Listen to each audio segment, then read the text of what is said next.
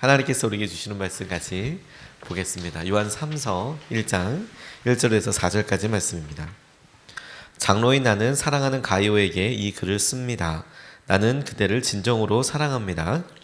사랑하는 이여, 나는 그대의 영혼이 평안함같이 그대에게 모든 일이 잘되고 그대가 건강하기를 빕니다. 신도들 몇이 와서 그대가 진리 안에서 살아가는 모습 그대로 그대의 진실성을 증언해 주는 것을 듣고 나는 매우 기뻐했습니다. 내 자녀들이 진리 안에서 살아가고 있다는 소식을 듣는 것보다 더 기쁜 일이 나에게는 없습니다. 아멘. 하나님 말씀입니다. 오늘서부터 내일 이틀 동안 요한 3서 우리가 같이 묵상하려고 합니다. 요한에게 사랑을 묻다, 요한이 사랑을 대답하다. 주님께서 요한을 통해서 우리에게 하나님이 생각하시고 도전하시는 사랑에 대해서 요한 1서와 2서와 3서에 대해서 구체적으로 우리 같이 질문해 보고 있는데, 요한 3서는 성경에서 제일 짧은 성경입니다. 성경 통독하는 사람들은 얼마나 좋은지 모릅니다. 훅훅 지나가거든요. 저 같은 경우엔 하루에 성경 하나씩 읽다 보니까 이사야 같은 말씀을 읽는 날에는 정말 좀 분주하고 부대끼거든요. 시편은 하루에 다 읽지 못하고.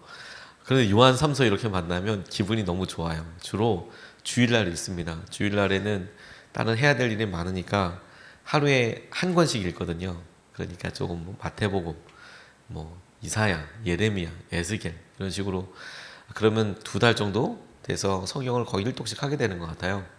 제일 짧은 성경이니까 마음의 부담도 없고 좋은데, 이런 것이 막상 설교를 하려고 보면 그 정확한 배경을 알지 못하면 설명하기가 참 어렵더라고요. 설교하기가. 이 요한 3서의 배경은 손대접, 그러니까 손님을 대접하는 것에 대해서 이야기하고 있습니다. 저는 이것을 사랑으로 같은 카테고리로 묶은 이유가 뭐냐면, 하나님께서 우리에게 도전하신 사랑이 손님 대접하는 것, 손대접으로 가장 현실적이고 구체적으로 드러난다라는 생각을 하게 됐습니다. 오늘 우리도 여러 사람들을 만나게 되고 그 만나는 사람들에 대한 태도가 손님 대접이라는 것과 같이 맞물려 있다는 생각을 하게 됐습니다. 우리가 굳이 식사를 대접하거나 혹은 그분을 위해서 어떤 것을 준비해서 뭔가 선물하는 것도 손님 대접이겠지만, 우리가 관계를 맺을 때의 기본적인 태도가, 기본적인 마음의 방향이 오늘 요한 3서에서 요한이 얘기하고 있는 손님 대접의 간절한 사랑의 표현과 관련이 있겠다, 이런 생각이 들었습니다. 그 중에서도 오늘 우리가 읽었던 짧은 말씀은 요한이 가이오라는 교회 장로에게 썼던 편지로, 이야기로 인사말입니다. 그런데 주님의 마음을 알 수 있어요. 여러 관계에 있어서 각별하게 대하고 있는 가이오, 그리고 그와 함께 비슷한 시기에 살았던 디오드레베라는 사람이 그렇게 사람들에 대해서 돕는 것에 대해서 못마땅하게, 인색하게 그렇게 이야기를 했나 봅니다. 가이오 장로와 그리고 데메드리오라는 사람은 계속해서 손님을 대접하는 일에 열심으로 다하고, 어저께 우리 요한 2서에서는 아무나 대접하는 게 아니라 주님의 복음으로 분명한 사람을 돕는 것, 이것에 대해서 이야기했다면, 이 가이오와 데메드리오는 그런 사람을 극진하게 대접한 것에 비해서 이 디오드레베는 그런 사람들을 안 된다, 자기가 뭘 해야 된다, 그렇게 그냥 판단하고 인색한 겁니다.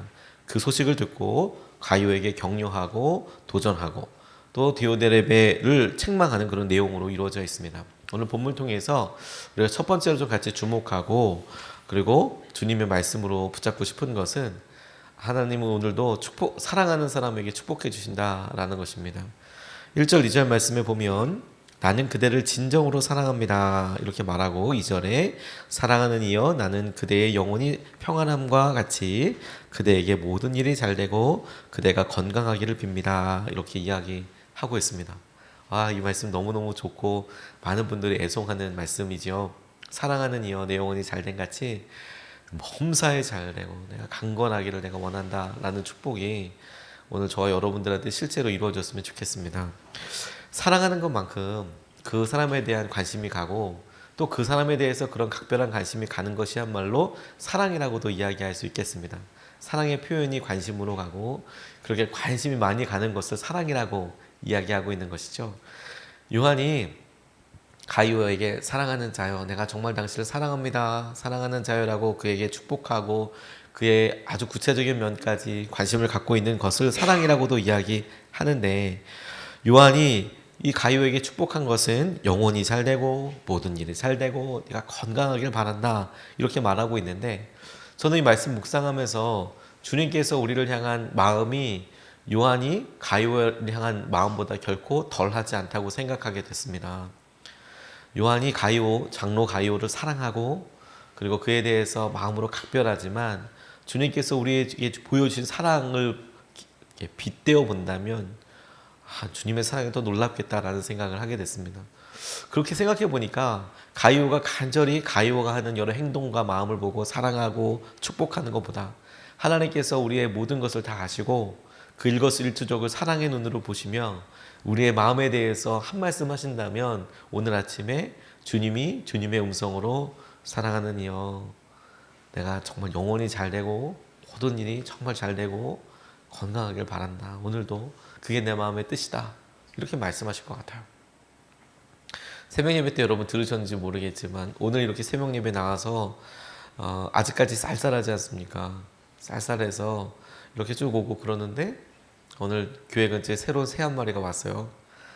새소리가 아름답게 들리는데 새로운 애가 왔더라고요. 평소 때는 없던 애가 아름답게 찬양을 하고 노래를 해요.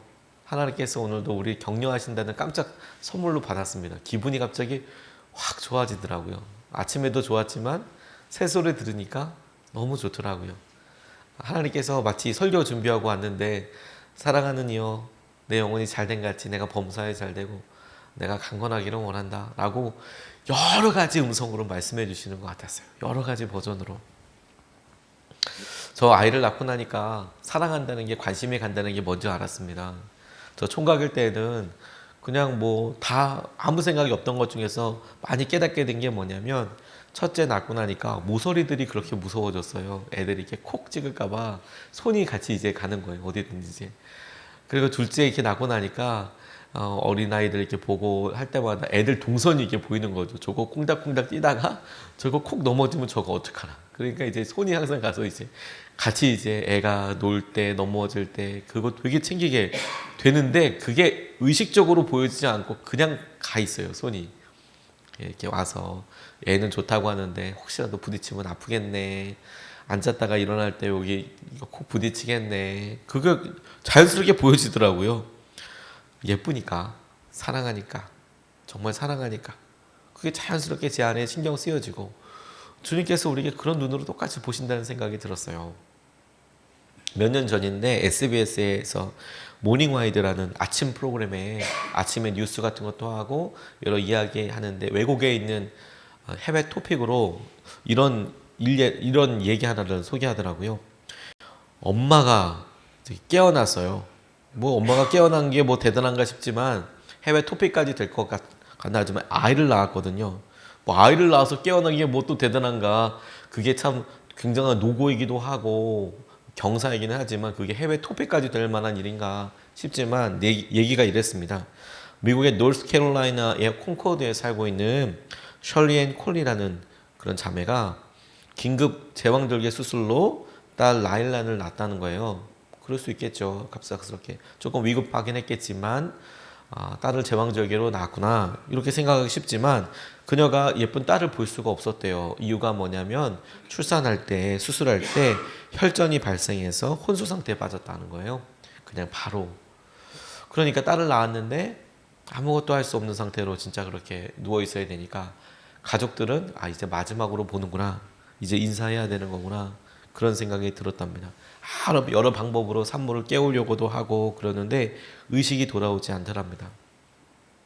그런데 한 간호사가 이 셜리앤을 깨우기 위해서 뭐 스킨십을 시도해보자. 근데 그 스킨십이 어떤 스킨십이냐면, 이제 갓 태어난 아이를 이제 가슴에다가 이렇게 누워 있으니까 이 가슴에다 이렇게 얹혀준 거였어요. 그래서 이렇게 안겨줬는데도 별 반응이 없더랍니다. 그런데 조금 아이한테는 미안하지만 애를 울게 했대요. 궁뎅이를 때렸는지 꼬집었는지 모르겠지만 엄마를 이렇게 엄마 가슴 위에다가 애를 이렇게 엎어놓고 애를 울렸대요. 근데 진짜 너무 놀랐던 게 뭐냐면, 애가 우니까 엄마가 코마 안에 이렇게 완전 이렇게 무의식적으로 빠졌다가 딸의 목소리를 들으니까 눈이 아이를 향하더라는 거예요, 방향이. 그리고 이 제레미 콜이라는 그 분이 아기가 태어나서 행복했지만 상심에 빠져 있었다. 그 이유는 아내가 혼수 상태에 빠져 작별 인사를 하게 될지 모른다는 생각이 들었기 때문이다. 이렇게 그냥 애타고 있는데 일주일 만에 산모가 의식을 되찾게 되었다는 거예요. 애가 이렇게 와서 엄마 이렇게 우니까 응애 우니까 엄마가 혼수 상태 빠져서 의학적인 조치를 아무리 해도 깨지 못했는데 딱 일주일 만에 의식이 돌아오더라. 그래서 정상적으로 돌아오게 되었다. 그래서 그게 이제 해외 토픽에 있었던 거예요. 엄마가 아이가 우는 소리에 자동으로 반응한대요. 그리고 그 사랑의 마음이 의학적으로는 과학적으로는 넘을 수 없는 한계들을 그냥 우습게 넘어서 버리고요. 그 힘이 무엇이냐고, 그 원인이 무엇이냐고 물어보면 사랑밖에 없죠. 하나님께서 우리를 향한 시선이, 주님께서 우리를 향한 마음이 이렇게 무의식적이고 완전한 사랑이라는 것을 우리가 붙잡을 수 있으면 좋겠어요. 사랑하는 이여, 내 영혼이 잘된 같이 내가 범사에 잘되고 내가 강건하기를 오늘도 원해 라고 이렇게 이야기하실 때 그 주님의 마음에 우리의 힘듦과 우리의 아픔과 우리의 간절함에 자동으로 반응하시는 그런 사랑이라는 거예요. 그러니까 우리가 그것을 믿음으로 같이 바라보는 것이죠. 하나님 감사합니다. 주의 은혜와 마음이 요한을 통하여서 가이오에게 그렇게 이야기하시듯 오늘 요한을 통해서 가이오에게 했던 그런 사랑보다도 더 놀라운 은혜와 사랑으로 우리를 붙잡아 주시는 그 주님의 은혜를 우리가 믿습니다. 신뢰합니다. 갈망합니다. 그렇게 우리가 마음을 붙잡고 나아갈 수 있으면 좋겠습니다. 그러다 보니까 오늘 이 기쁨의 이유에 대해서도 같이 말씀에 붙잡을 수 있겠더라고요. 요한이 가이오에게 보았던 기쁨의 이유가 오늘 주님께서 우리에게 찾으시는 기쁨의 이유와 맞닿아 있다고 생각하게 되었습니다. 3절 4절 말씀에 그대가 진리 안에서 살아가는 모습 그대로 그대의 진실성을 증언해 주는 것을 듣고 나는 매우 기뻤습니다.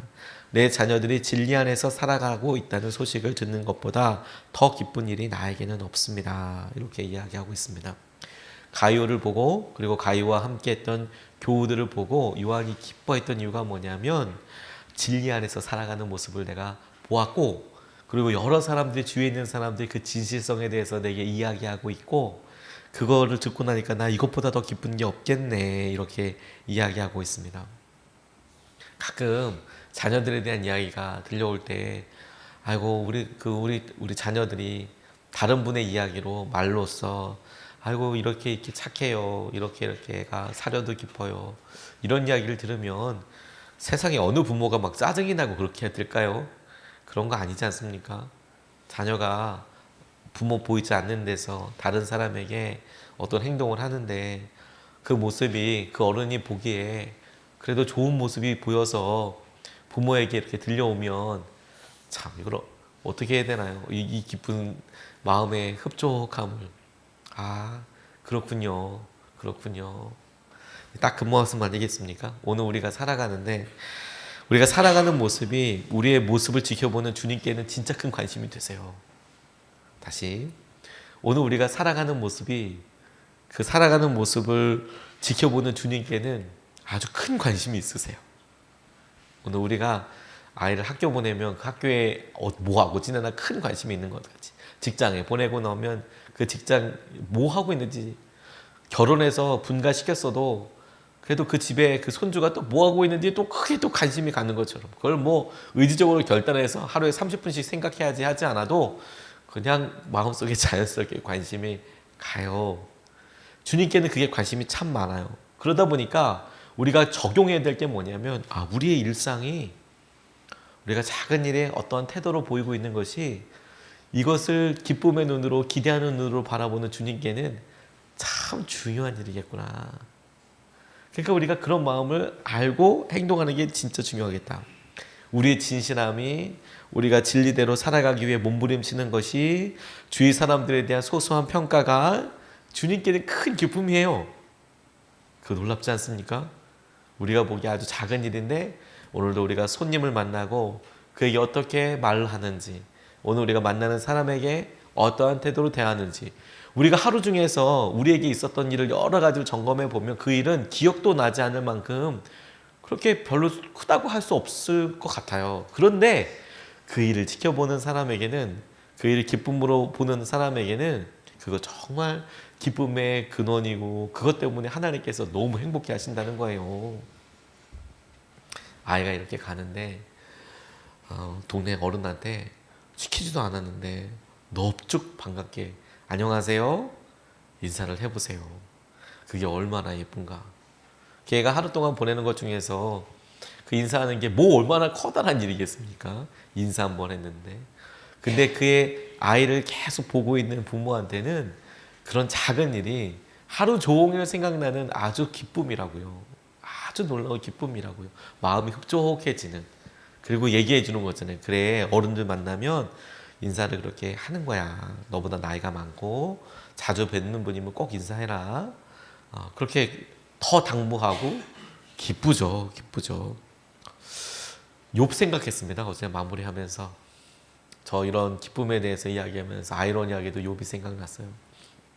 사단이 온 세상을 돌아다녔다고 이야기하니까 욥에 대해서 하나님께서 첫 번째로 그에게 너 욥 봤냐? 라고 물으셨어요.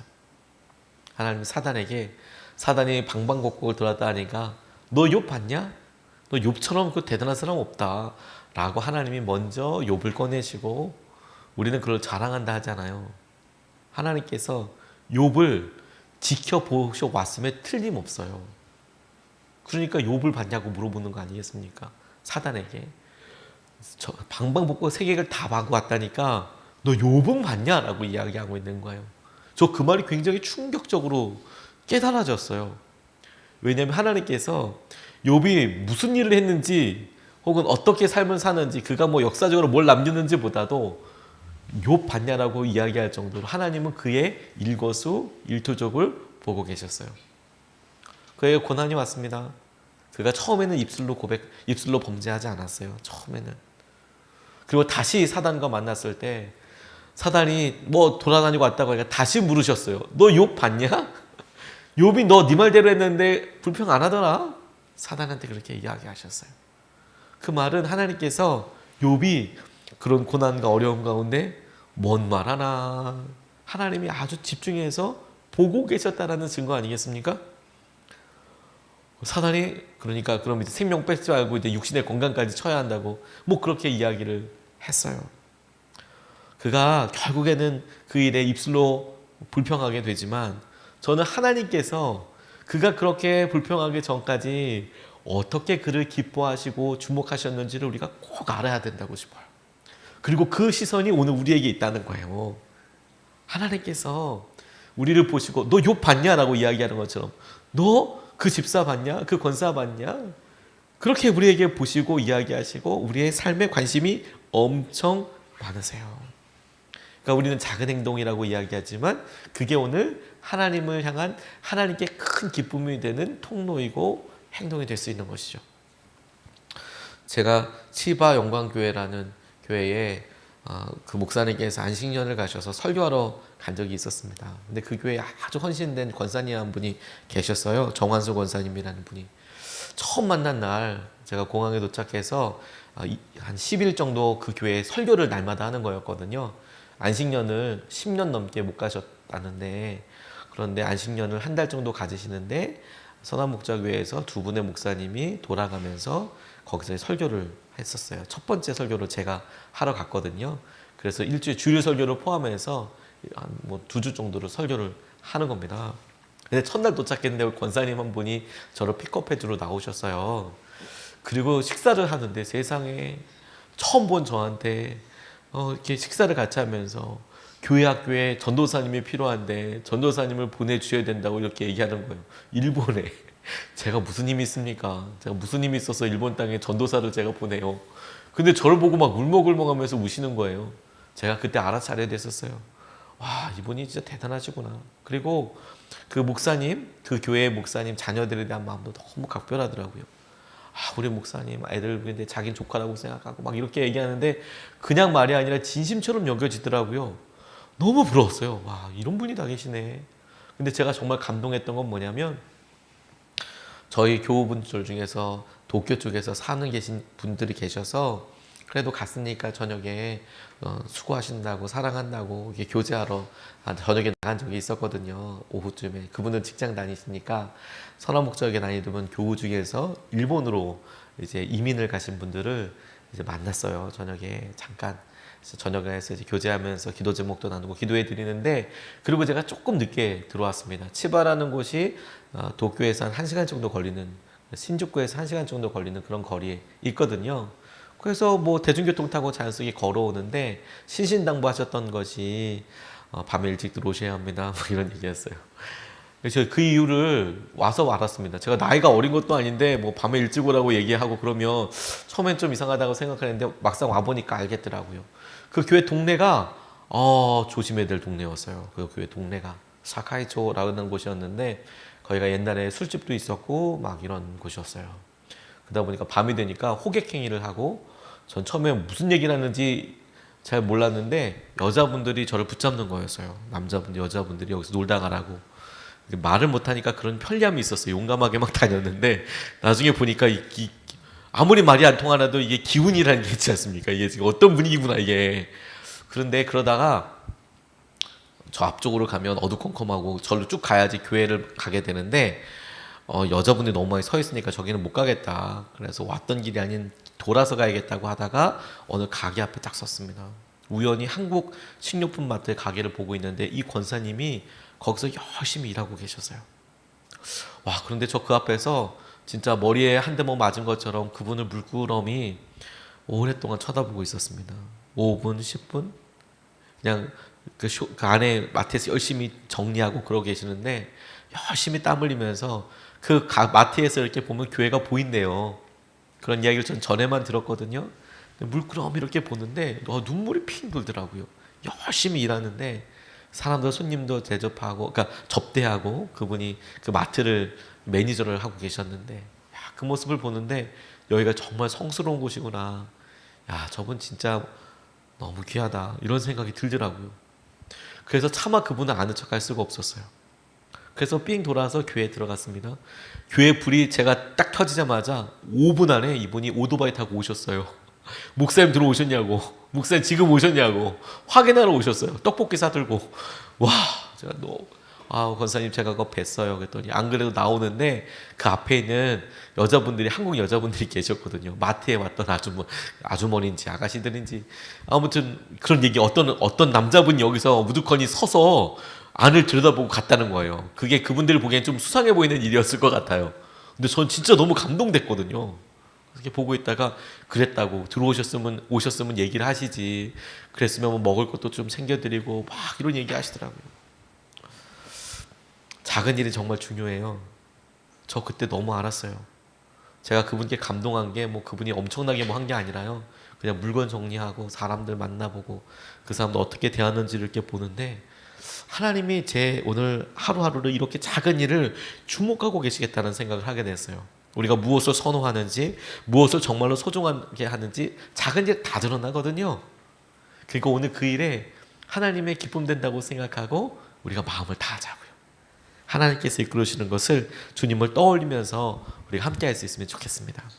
두 가지 말씀 같이 나눴습니다. 첫 번째는요, 하나님 사랑하는 이에게 축복을 주시는데 우리가 하나님 사랑 받고 있지 않습니까? 담대함으로 주님 앞에 은혜와 마음 가운데 거할 수 있으면 좋겠고, 그 기쁨의 이유가 아주 작은 일이에요. 그러니까 우리가 마음을 다해서 주님께서 우리를 기쁨의 시선으로 보고 계시니까 우리가 그 마음에 맞도록 같이 깨어 있었으면 좋겠습니다. 두 번 나눠서 기도하겠습니다. 첫 번째, 이렇게 기도하겠습니다. 주님, 복음의 통로로 쓰임받되 영적으로 깨어있게 하셔서 마음을 지키게 해달라고 기도하겠습니다.